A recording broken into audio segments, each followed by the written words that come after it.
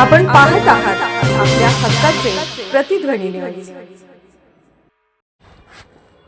घराला कुलूप लावून आईकडे गेली आणि चोरट्याने चोरले 43 तोळे सोने. दोघा आरोपींना अटक करण्यात पोलिसांना यश.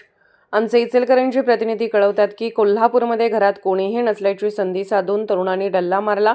या प्रकरणी इचलकरंजी परिसरातील शहापूर पोलिसांनी 2 आरोपींना अटक केली आहे.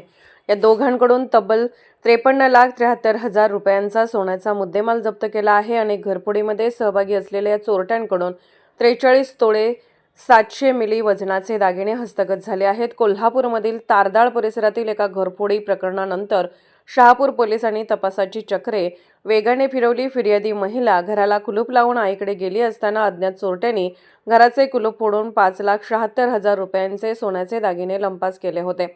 या गुन्ह्याचा उलगडा करण्यासाठी पोलीस अधीक्षक योगेश कुमार गुप्ता, अप्पर पोलीस अधीक्षक अण्णासाहेब जाधव यांच्या सूचनेनुसार आणि उपविभागीय अधिकारी विक्रांत गायकवाड यांच्या मार्गदर्शनाखाली विशेष पथक तयार करण्यात आले.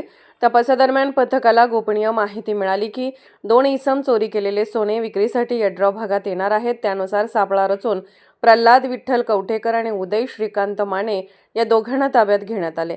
अंगझडतीत सोन्याचे दागिने मिळताच आरोपींनी तारदाळमधील घरफोडीसह शहापूर, हातकणंगले, कुरुंदवाड आणि सांगली ग्रामीण हद्दीत घरफोडी गुन्ह्यांची कबुली दिली. पोलिसांनी दोघांकडून एकूण 43 तोळे 700 मिली सोनं, चोरीसाठी वापरलेली मोटरसायकल आणि मोबाईल फोन असा ऐवज जप्त केला.